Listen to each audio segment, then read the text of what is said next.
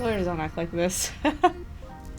Red flag. Something happens in your life and you realize, I'm going to need a lawyer for this. But how do you pick which one? A study in 2024 showed that 39% of people pick their attorney based on a recommendation from a family member or friend. Hopefully, research into the individual follows, because otherwise you are making a very important decision based on a phone call and a vibe check.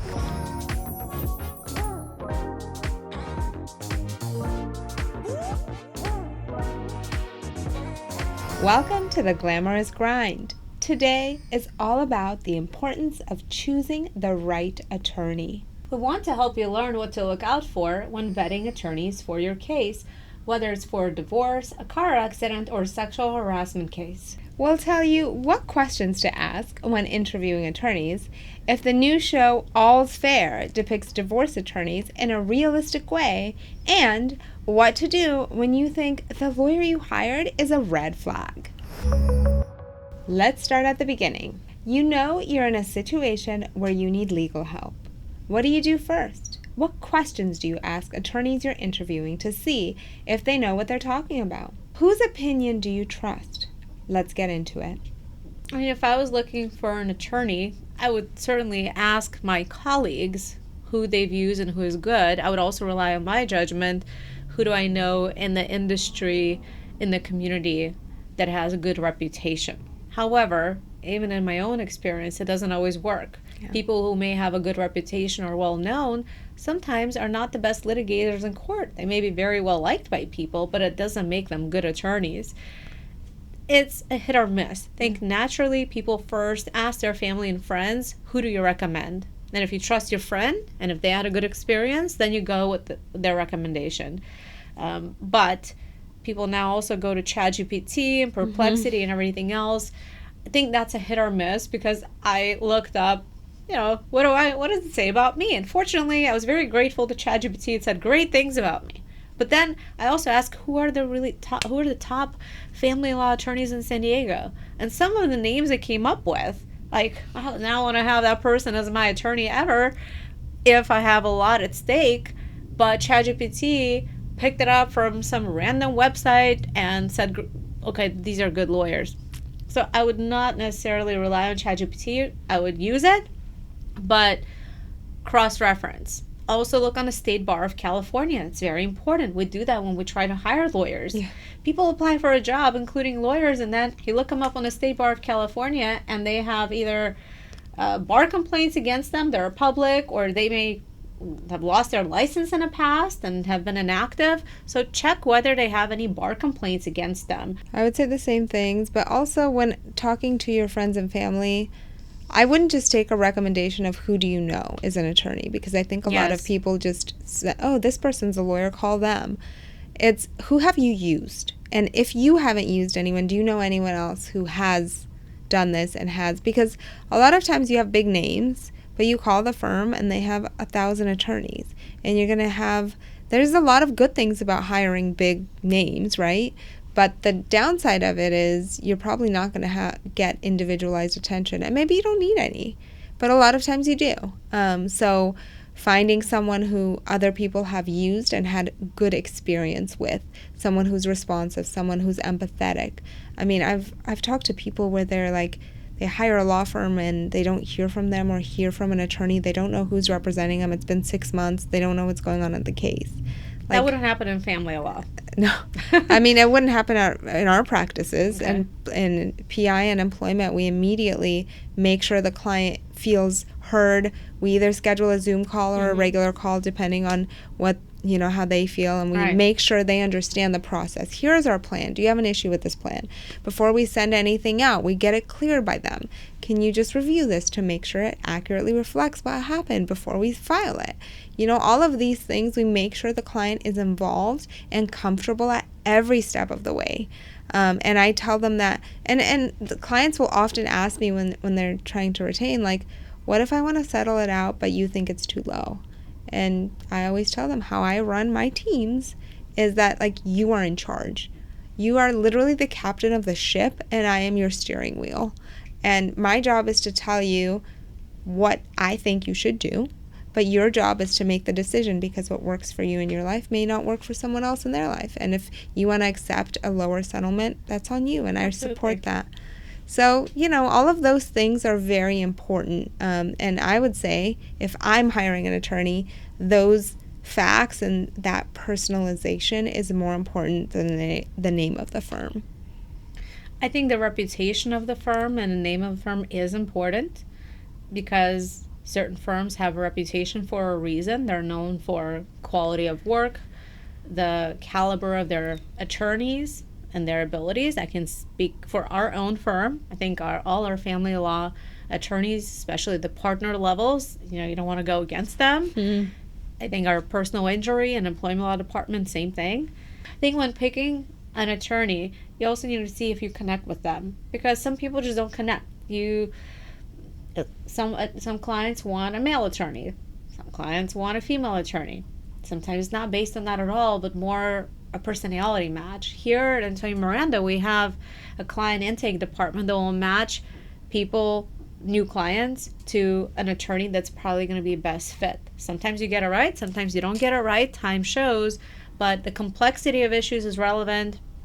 The person's budget is relevant, their expectations, so that, because if you have a certain budget, then you may want to have the best attorney and the partner at one of the largest firms in California, but if you can't do it, you may be able to still hire a firm, but one of their younger associates who will be working under the supervision of one of the partners and be able to give you the good strategy and advice, as well as the backup of a large firm name, but you won't get the partner level, and that's okay too. I think looking at Google reviews is important. Those are generally natural reviews left by satisfied or unsatisfied clients. And if you see that someone only has 2-star reviews online, although they may have been recommended by a friend of yours, I'd probably stay away from that. We've incorporated a segment into the show where we use clips from TV and movies to demonstrate legal concepts and debunk some myths people have about what litigation is really like. We'll call it Real Justice. We have received quite a few requests to react to the new Hulu drama All Is Fair about an all-female divorce law firm in LA. Neither of us have seen the show yet, so you'll be getting our first impressions. Let's watch the clip. Boy, do I love coming here, walking down that hallway shaped like a clown circus. Beef curtains, black Midwest visitors I love to continue to exchange pleasant cocktail pleasantries. There is a war to be won. It looks like our background from our office. It just, the whole vibe reminds me of us. You better look. Elmore. Wow, it's you. Right this way. You better look. You're the best divorce lawyers in town. We are. You get to tell us the whole story. We got married when I was still an undergrad. We were in love. It was all perfect. Except for this one small thing. I trusted him. How did this ever happen to me? I'm not kidding. Okay. Men, they are terrified of women in power. And women besting men in divorce? No. God, I love my job. My arm. Weighs on my claims every day. One. You never really know, person.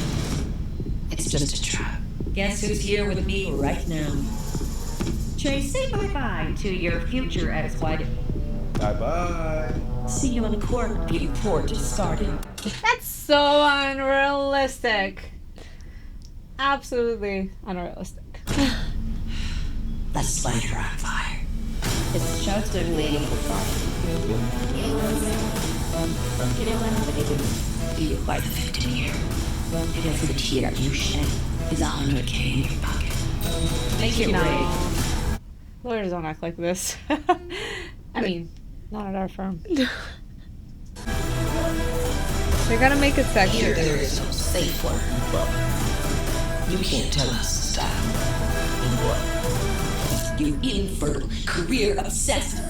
What the? I mean, pardon, but like, who the hell would ever say that to somebody? No lawyer would ever act like this. Cut out my swearing, please. You're with me. Keep that part in. And breeze into that room, the storm no one saw coming. You are not taking so much as a ballpoint pen out of this building. Enough etching, counselor. Let's come already. Lemon water? Before you comment on my new appearance, please note that this look is mine. Nothing more than next Halloween's costume, where I will be dressing as a horror lawyer. Well, Whew. It doesn't look so interesting, honestly. Maybe because I practice family law. It doesn't look so realistic. great. The outfits, And- though, make me want to watch it. Well, you can just buy yourself a Vogue magazine and that'll be sufficient. I'm not a fan by watching the trailer. I'd rather watch Judge Judy and court shows than this. It's nothing like this. There's no open, hostile contention between the parties, right? Like, Well, everything the is... lawyers don't take things as personal. Like, in this preview, she said, "You unfertile bitch," I think. Like, Infertile, career-obsessed.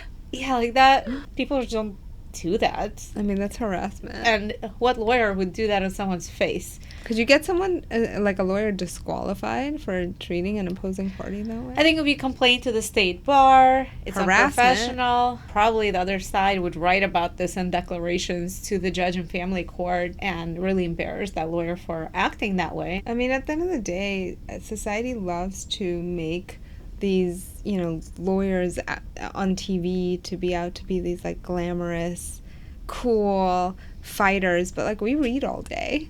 You know what I mean? Like, Well- we read, we write motions. Yeah, we'll go to court. But at the end of the day, it's fighting on paper. Most of what we do is... It's both. I think it's both. It's both. In family court, it's fighting a lot in court because we're in court pretty often. Yeah.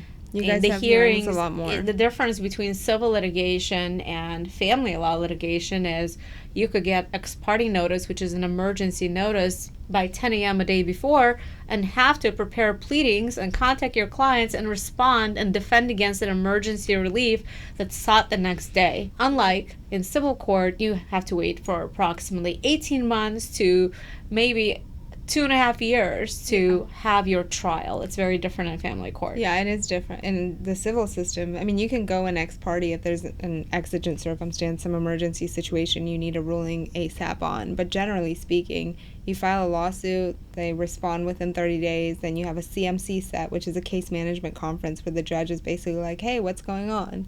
And then you have discovery, and that takes forever.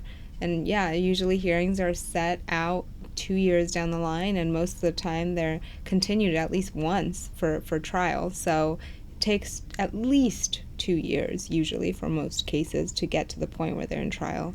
I think that but for Kim Kardashian being in the show it wouldn't be interesting, but what's probably intriguing for viewers is to see a lot of famous celebrities in the show. Yeah, I agree. But I'm just curious to see what is she like as an actress. Yeah, I agree. And I do like the outfits. I agree. I think that, but even with all those famous actors on there, the show has rated so badly everywhere. I would not hire a lawyer that acts like that. I mean, there are times when you have to stand up for your client, and if somebody's being a jerk to your client, being disrespectful, you have to put them in their place. That's what we're hired to do, to protect them. But no, I wouldn't hire someone who acts like that and is so full of themselves, because they're going to get you sanctioned. In family court, they'll get you sanctioned. They're going to give bad advice because maybe their ego is on the line instead of putting clients' interests first. And that's going to not only increase cost of litigation, but will make the client look bad in front of the judge. I live and die by the fact that, to me, like, being an attorney is such a prestigious profession, and it should be professional. And there are professional ways to fight for your clients. There are proper ways to do that. And when you're acting unprofessionally like that, I just don't see anyone like that really in real life winning a case, because the judge is just not going to like them. And especially in family law court, from what I've seen, and I have limited experience, but the judge is the jury, right? So they make the decisions. And when most judges see an attorney acting in this type of unprofessional manner, they're not going to like them. They're probably not going to like their client, and they're probably not going to make rulings for them. Acting in that manner shows complete lack of self-control and emotional intelligence. And I think the best attorneys are the ones that can remain calm in chaos, that are not going to let their emotions affect how they act. I think that's the best people in life. The smartest people, the strongest people are not going to allow their emotional state to rule their reactions. So if you have an attorney that's so emotional about how they're going to be treating the opposing side, probably not a good attorney. Well, look, I can't say here I'm flat and emotionless about my cases. I'm passionate about my cases. But the way that energy you can be and passion for the case comes out is it drives me to do strategy. better, to make a better argument, to be better prepared, to think out the box. Exactly. But I think there's difference in being passionate and feeling strongly for your client and their cause, and aligning with them and what they want and their goals, versus just being a mouthpiece and repeating what they're saying, like your friend who is not a lawyer would do. Your lawyer is not necessarily your friend. Your lawyer is there to advance your position, and it costs a lot of money to advance you and your cause. They can be your friend. Yeah, from a legal perspective, they are your friend. It's good to have a friend, but lawyers are expensive, so use them wisely, right? Yeah. Okay. For red flag, green flag this week, we are looking at attorney behaviors and if it signals whether or not you've got a good one. Here are 3 scenarios. Scenario 1, constantly can't find documents or asks you to send the same information repeatedly. Red flag. Red flag. Now, there are times when different people within the firm from different departments may ask for same documents at different times. But if you have one attorney that asks for same information multiple times, that means they're not scanning things, they're not saving them, maybe they don't have sufficient support staff, or they're very disorganized. I would say those would all be excuses. If I send an attorney something, it's in their email, and if they can't find it, that's on them. To me, I'm sorry, I know I'm not nice. How you do anything is how you do everything. So if an attorney is going to be disorganized and call me constantly for the same document, that means they're going to be disorganized in other things. Maybe miss a hearing and I'm going to have to follow up on things. Like, I'm just not going to pay for that service. If I'm paying money, I expect good service. And so definitely a red flag for me. I agree. I guess I've paid enough attorney fee bills on behalf of the firm where I sometimes let things like that go because I know that the firm I'm dealing with is a large firm, and I have senior level, junior level attorneys working. They have other staff, and I feel like, okay, well, they may have a hard time finding it because I send it to someone else, and that someone else maybe has it in their folders. So I personally, and paying our own attorney's fees on certain matters, have let that go because I understand that it can happen. I mean, people don't always someone might think like this email or this document is not that important. But well, it's one thing if like once or twice they lose a document, but I think the scenario is like they're constantly not able to get in touch with them and they're just kind of slacking. No, you don't want a lawyer like that at all. And there are so many lawyers like that, right? Like there are so many lawyers, and I know a lot of people are overworked. I get it. Being a lawyer is very difficult. It's not easy. But like if I'm paying for a service, I expect, the service to be well done. And that means if there's a constant pattern of disorganization, it's not someone I would want to retain. Absolutely. Yeah. You give people a chance or two, and if it doesn't work... Yep. Scenario 2 tells you the realistic outcomes and advises against unnecessary emotions or actions that could waste your time and money in court. Green flag? Absolutely a green flag, especially in family law. Our job is to strategize and ensure that when client wants to retaliate against the other side because they hate them, because they cheated on them, or they're not letting them see the kids, or whatever it may be, to advise them to take the right course of action, to see it from different perspectives, and say, if you take this step, this is what's going to happen. If you do this, this is what may happen. It's your life. You decide what you want to do. I'm going to advise you that if you take this action, you potentially may be sanctioned. And guess what? You're going to be paying these sanctions out of your own pocket, and you look bad in front of a judge. So don't do it. But if the client ultimately decides to do it, our choice is to either not represent them if we don't agree with them, or to represent them and defend them to the extent we can. You know, this kind of goes back to what we were saying before of your lawyer is not supposed to be your friend. I think a good attorney is going to properly advise their client on the best strategy. You work on an hourly basis. So you, as someone who wants to make money, would have every incentive to overbill, do all the motions, do all the sanctions. So if you're telling your client they want to file a motion and you're like, hey, I don't think we need to file this, I hope that they can appreciate the fact that you're actually saying no to billing more time. And now I charge on contingency, but when I was on the defense side, I charged by the hour, and we had a high hourly rate. And I had all of my clients who I worked with wanted to come back to specifically have me handling their cases, because my approach was always like, jump in, look at all the facts, good facts, bad facts, and be like, how can we resolve this? I never wanted to overbill my clients, even though it's counterintuitive, and my bosses didn't really like it all the time because I avoided unnecessary motions when a lot of defense... I don't like hearing that's, I mean, having to also pay attorneys, I don't like hearing that's the incentive. I just trust that all attorneys will be ethical about their billing and only do what's necessary. Especially, I mean, I don't want to throw anyone under the bus, but like insurance defense attorneys are the worst at this, because they will work up unnecessarily every case. Sometimes we'll file a lawsuit or make a claim, and even though it's a very strong claim, those attorneys will refuse to even talk about settlement. They're like, go ahead, file your lawsuit, pretending that they're like playing a game of chicken. I'm like, motherfucker, you just want to bill your client a shit ton of money that they don't need to bill. This case is probably worth $50,000 today.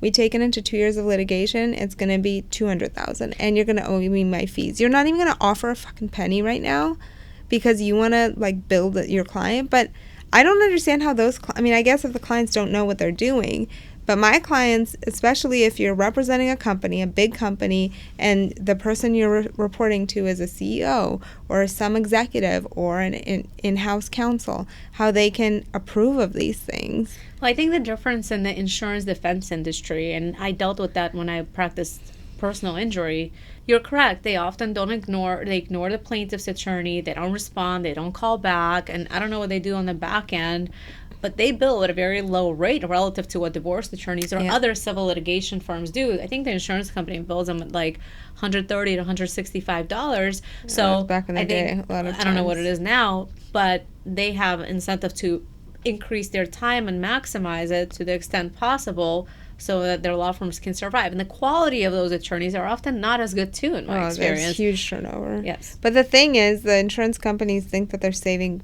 money by hiring those attorneys. Yeah, their hourly rate may be lower, but they're ending up billing more, and then the case value goes up as it goes into litigation, because keeping in mind the plaintiff's attorney is going to expend costs, and then they're going to want more money to settle out the case, as opposed to if you settle out the case at the beginning before the plaintiffs have had any costs, then they're going to be willing to settle it out cheaper. I'm a strong believer in hiring the best attorney, even if their hourly rate is very high relative to others. Yep.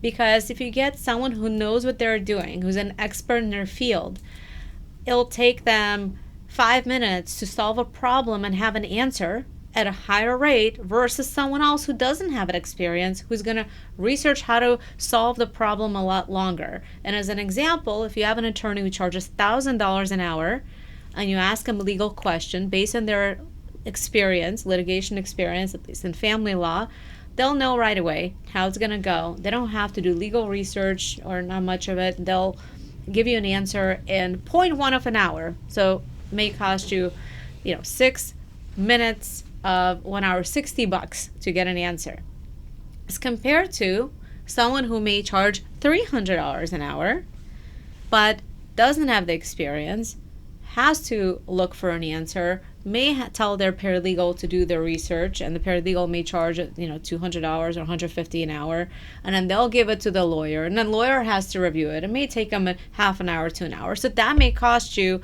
about $500, and not only will you wait longer for an answer, but it may not be the right answer or not as good.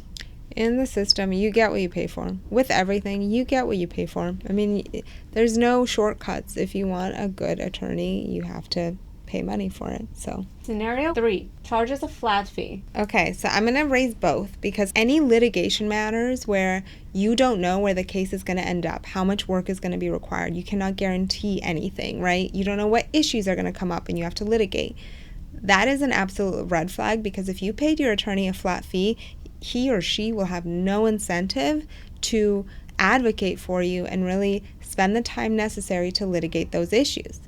However, I think for administrative contracts, like if you're drafting a will or you have a prenup, you need them to draft a contract where there's really no surprises. You know exactly what you need from that attorney, and they can assess prior to jumping into the facts how many hours they're going to need to probably spend on it. In that situation, I think a flat fee is a green flag, so long as the attorney has good reviews, because either way they're going to spend the same amount of time. So if they have a flat fee system that they've utilized throughout the years, that means they probably will do the amount of work that they need to do under that flat fee system. I agree with you. I don't believe in flat fees in family law matters. Flat fees in family law are no. Here's why. Most family law matters, especially when they have children, end up having some sort of a dispute. And when there is dispute, someone needs to advocate for you. To advocate for you, it takes time. It takes investigation, speaking with you, getting documents, analyzing them, making convincing arguments, writing letters, bringing motions. If someone charges you a flat fee and you have a dispute, you're not in full agreement, then that attorney who charges a flat fee has no incentive to work hard for you or to do anything but bare minimum. And the reason I know that is because when I was a new lawyer, I went against attorneys who charge flat fees, and we would go to trial. These attorneys would be unprepared, didn't have their documents, didn't know their client's story. They just showed up to be there, but were very ineffective. So you might as well represent yourself rather than have a flat fee attorney, or hire a good attorney or a firm that you may not be able to afford on advise and consult basis, so that they can tell you what to do, how to do it, and help you present the documents to court or make arguments in a convincing fashion, because you know your facts in your case better. You just need to be prepared to do it better than an attorney who will charge a flat fee and show up to court unprepared, who has probably 100 other cases like that, and it won't do any good. I haven't seen justice being served in people who are in litigation and are charged a flat fee. Because the more work your attorney does on a flat fee, the less that attorney gets paid per hour. And those that do offer that structure are usually not very good lawyers. It's time for Let's Get Gritty. We got a message from a listener in San Francisco. He asks, my attorney never has time to call me. All I want is an update on my case. It has been 3 months since we sent the demand letter to the company that fired me after I asked for disability accommodations. He doesn't answer the phone, and every time I get a call back from his office, it's a different person or a paralegal that has just caught up on my case. Is this normal? Did I hire the wrong guy? I would say yes, he hired the wrong guy, for sure. Totally hired the wrong guy. He probably has bad reviews, too, with mine. To me, it's like, especially in this particular situation, this individual, I mean, even hearing the question, he was fired after he had a disability. I mean, he's going through a tough time. He probably is struggling to have an income. Like, if the attorney is not empathetic of that and can't pick up the phone and give an update on a case, that's not an attorney you want to have on your side. Well, it's also a violation of our duty of communication, because we have a duty to communicate with our clients, call them back, and keep them informed about the status of the case. This also indicates this attorney doesn't have a good system in place or case management. If he's too busy because he's litigating, he should have someone else that keeps the clients informed and calls them back, whether it's paralegal, legal assistant, or a case manager. And someone who's empathetic and who's aware of the client's case and what they're dealing with at any given time. It's the worst, and I hear it all the time where they're like, I hired this attorney 2 years ago and I don't really know what's happening. I think we got a call this morning that a guy called saying that he hired a law firm 3 years ago and he doesn't know what's going on and he wanted to switch. Can you guys represent me? But the problem is usually there's a lien on the case. Yeah. And especially if they've worked it up for a long time, it's a substantial lien and another firm can't really just jump in and take over. And when she says lien, we're talking about personal injury matters or cases that are taken on contingency, meaning the law firm gets a percentage of what we recover for the client. So if a client wants to switch firms years into litigation, the first law firm that's representing that client is going to be entitled to receive what's called quantum merit, which is reasonable compensation for the work they've done. Some law firms keep track of their time and some don't, but they can hold up the settlement of the entire case or hold you up later and not being able to cash check and disperse it and ask for a large chunk. My advice to this person would be to get it in writing. Send a written email saying, and document. I have reached out on several occasions. It's been X amount of months. I need an update on this immediately, or I'm going to have no choice but to switch firms. I've had this situation before where the client wasn't getting an update, and they didn't want to be represented by that law firm anymore, but they just were not responsive, and they sent that email, and the attorney still didn't respond. And then the client asked us to come in and take over. And I reached out to the attorney and I was like, listen, are you going to have a lien on this case? Because from my understanding, you haven't done anything. And usually they would waive their lien in that situation. But definitely, and I say this on every episode, I think, document it. Document everything, because just calling, having conversations, no one's going to ever remember that. But if you have something in documentation clearly showing that attorney is breaching their duty to you, it is very strong, and it's going to either incentivize them, A, to respond and give you an update and be more proactive on your case, or B, if they don't, then you go and hire another firm, and that firm is going to have a strong argument for your prior firm to waive their lien on the case because of their non-responsiveness. Advocacy is glamorous. Be your own advocate and take an active role in standing up for yourself. That starts with picking the team that will stand beside you. Ultimately, you're the one responsible for your life. When something happens that is out of your control, taking legal action can help you course correct and get that power back.